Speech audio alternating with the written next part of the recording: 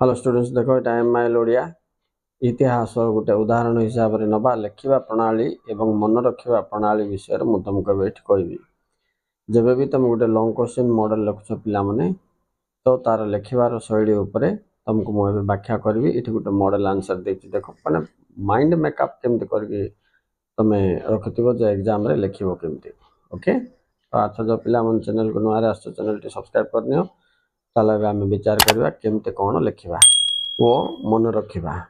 अच्छा तो प्रथम तुम कौन कर देख इतिहास डेमो लिखाई पिला 2018 कॉमर्स को आसी 2019 साइंस को आसी क्वेश्चन प्रथम तुम उपक्रम जो लिख से कौन कर लेखकों परिचय गोटे लाइन लिख लेखनी शैली कि तथा अन्य रचना कौन ता विषय गोटे लाइन लिख कि 2 लाइन लिख पठित गद्यांश इतिहास मुख्य विषय वस्तु कौन एटा गोटे 2 लाइन लिख एठारे लेखकों आभिमुख्य कौन एटा गोटे लाइन लिख।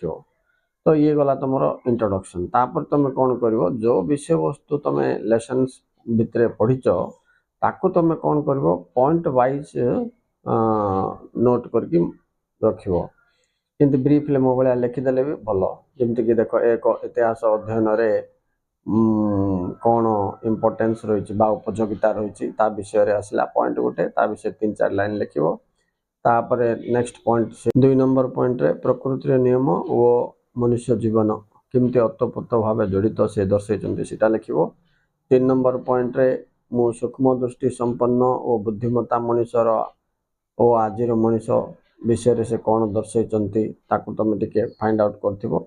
नेक्स्ट 4 नंबर रे धर्मर जय और अधर्मर पराजय विषय रे कौन कहते से पॉइंट विषय लिखी भाव माइंड सेटअप टा बहुत इंपोर्टेंट पिला माने। नेक्स्ट 5 नंबर रे प्राचीन मानवर जीवन शैली रोम और भारत उदाहरण से केमती सभ्यता को से माने बंचाई न पारे तुम ब्रिटेन और अमेरिका एटा को तांकर योग्यता थिले तांके बंचाइबे बोली कहिछि नहेले मध्य नव इंग्लैंड और नव अमेरिका सृष्टि हो बोली कहते से पॉइंट लिख 6 नंबर रे मनुष्य जाति रो गौरव किपरि पाइब इतिहास माध्यम रे से विषय दर्शाई तेणु से कौन दर्शाई बोलवाटा तो माइंड का आसतो अछि ओके।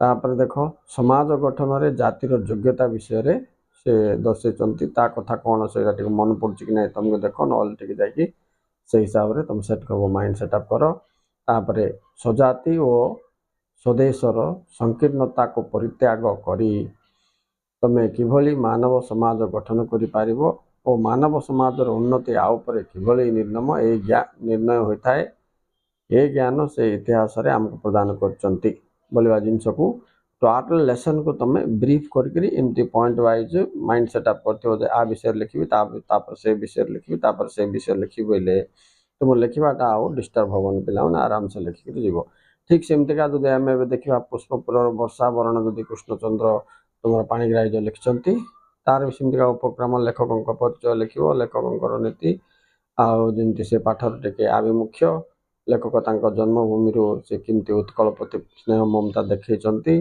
से विषय लिखला परे से पुष्पपुर रे थाई पुष्पपुर बोले कौन पिला माने पाटना सहर सेठू थाई किभली मेघ बारिथिबा जलद को से अनुरोध करचंती तांको जन्मभूमि उत्कलर और विभिन्न अंचल को जाई दृष्टिपात करी सेठाकार लोक माननकु सांत्वना प्रदान करने सहित शीतलता रो प्रदान करने अनुरोध करचंती तापर तुम गोटे लिस्ट करदेव से को अंचल विषय रिफर करचंती सेठाकार प्राकृतिक परिवेश वृक्षलता जंगल तथा ऐतिह्य और भौगोलिक तांकर जो विश्लेषण अच्छी टे कर से एरिया जाक देख लिस्ट करदे हम प्रथम से कहते उपकूलवर्ती उत्कल को जीव सेठाकार परिवेश वृक्षलता और से जो पान गुआ नड़िया इत्यादि गछ लगे से गछ मान विषय टे एक्सप्लेन कर से कटक विषय कहते कटक को जीवाई अनुरोध कर जलद को कटकर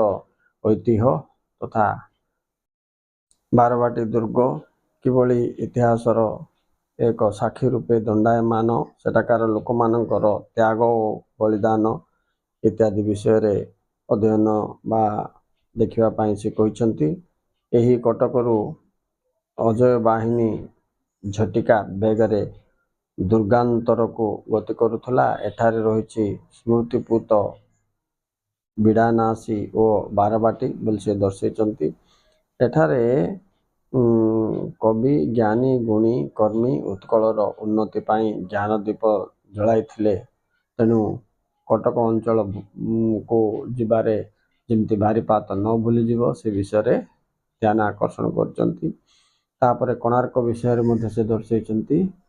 କୋଣାର୍କରେ ଏଭଳି ପରିସ୍ଥିତି ସମ୍ବନ୍ଧରେ ସେ କହିଛନ୍ତି, ଦିନେ ଥିଲା ଯେଉଁ ସମୟରେ କୋଣାର୍କ କଳାର ଶୀର୍ଷ ସ୍ଥାନରେ ପହଞ୍ଚିଥିଲା ଓ ଏହାର ପୂର୍ବଜମାନେ ଗୌରବୋଜ୍ଜଳ ଜାତି ଭାବେ ପରିଚିତ ଥିଲେ ବୋଲି ଏହା ସୂଚାଇ ଦେଇଛନ୍ତି।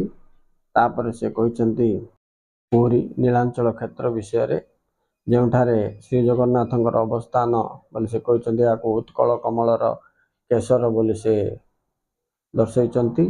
ସମଗ୍ର ଉତ୍କଳକୁ ଯଦି ଏକ କମଳ ଓ ପଦ୍ମ ଭାବରେ ପରିକଳ୍ପନା କରାଯାଏ, ତାହେଲେ ଉତ୍କଳକୁ ମହିମାନ୍ୱିତ କରାଉଥିବା ଜଗନ୍ନାଥ ଧାମ ବିଷୟରେ ସେ କହିଛନ୍ତି। ଏହା ଶାନ୍ତି, ମୁକ୍ତି, ମୈତ୍ରୀ, ଭକ୍ତି ଇତ୍ୟାଦିର ପ୍ରତୀକ।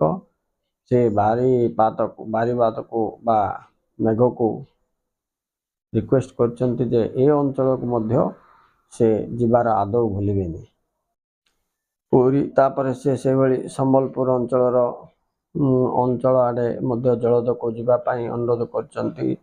ଆଉ ସେଠାକାର ପ୍ରାକୃତିକ ସୌନ୍ଦର୍ଯ୍ୟ ଓ ସମ୍ବଲପୁର ନାରୀମାନଙ୍କ ବିଷୟରେ ସେ କ'ଣ ବର୍ଣ୍ଣନା କରିଛନ୍ତି। ବିଶେଷ କରି ବଧୂମାନେ ସ୍ନାନ ସାରି ଶିଶିର ସ୍ନାତ ଶେଫାଳୀ ପରି ହାସ୍ୟମୟ ହୋଇ ଉଠନ୍ତି ବୋଲି ସେ ଦର୍ଶାଇଛନ୍ତି। ଆ ବିଷୟରେ ଟିକେ ଲେଖିବ। ତାପରେ ତୁମର ଗନ୍ଧମାର୍ଦ୍ଦନ, ତାପରେ ମାଲ୍ୟଗିରି, ଭୁବନେଶ୍ୱରର ଲିଙ୍ଗରାଜ, ଜୟପୁର ଇତ୍ୟାଦି ଅଞ୍ଚଳକୁ ସେ ଯେମିତି ଦର୍ଶାଇଛନ୍ତି ଗୋଟିକ ପରେ ଗୋଟିଏ ତାଙ୍କର ଭୌଗୋଳିକ ଅବସ୍ଥା, ପ୍ରାକୃତିକ ସୌନ୍ଦର୍ଯ୍ୟ ଓ ଐତିହ୍ୟ ଉପରେ ତୁମେ ଟିକେ ବ୍ୟାଖ୍ୟା କରିଦେବ।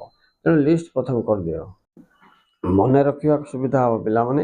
ତେଣୁ ମନେ ରଖିବା ପାଇଁ ବୋଲିକି ତୁମେ ସେ ଜଳଦକୁ କେଉଁ ଅଞ୍ଚଳ ପରେ କେଉଁ ଅଞ୍ଚଳକୁ ଯିବା ପାଇଁ କହିଛନ୍ତି ତାର ଗୋଟେ ତାଲିକା ପ୍ରସ୍ତୁତ କରିବ। ସେଇଠି ମୁଁ ଏଇଠି ଗୋଟେ ସାନ ଲିଷ୍ଟ ଏମିତି ରାଫଲି କରିଛି। ତୁମେ ସେଇ ହିସାବରେ ପ୍ରିପେୟାର କରିକି ତୁମେ ଆପରେ ଏଇଟା ପଏଣ୍ଟ ଲେଖିବ ବୋଲିକି ମାଇଣ୍ଡ ସେଟଅପ୍ ଯଦି କରିଦେବ, ତାହେଲେ ତୁମକୁ କ'ଣ ହେବ, ଏକ୍ଜାମ୍ରେ ଲେଖିବାର ଫ୍ଲୋଟା ରହିବ।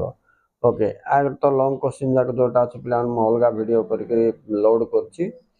ସେ ମୋ ପ୍ଲେଲିଷ୍ଟକୁ ଯାଇକି ତୁମେ CHSMIL ମାରିବ ବୋଲେ ତୁମେ ଗ୍ରାମାର ପାଇଯିବ। ତା ଛଡ଼ା ତୁମର ଅନ୍ୟାନ୍ୟ ପାଠ ଗୁଡ଼ିକର MCQ, long question, short questions ମୁଁ ଛାଡ଼ିଛି। ତାର ଆବଶ୍ୟକ ପଡ଼ିଲେ ତୁମମାନେ ସବସ୍କ୍ରାଇବ୍ କର ପିଲାମାନେ। କଲା ପରେ ତୁମେ ଯାଇକି ପ୍ଲେଲିଷ୍ଟରେ କାଢ଼ିକି ଦେଖିପାରିବ ଯେଉଁ ଚାପ୍ଟର ଗୁଡ଼ା ସେ ଚାପ୍ଟର।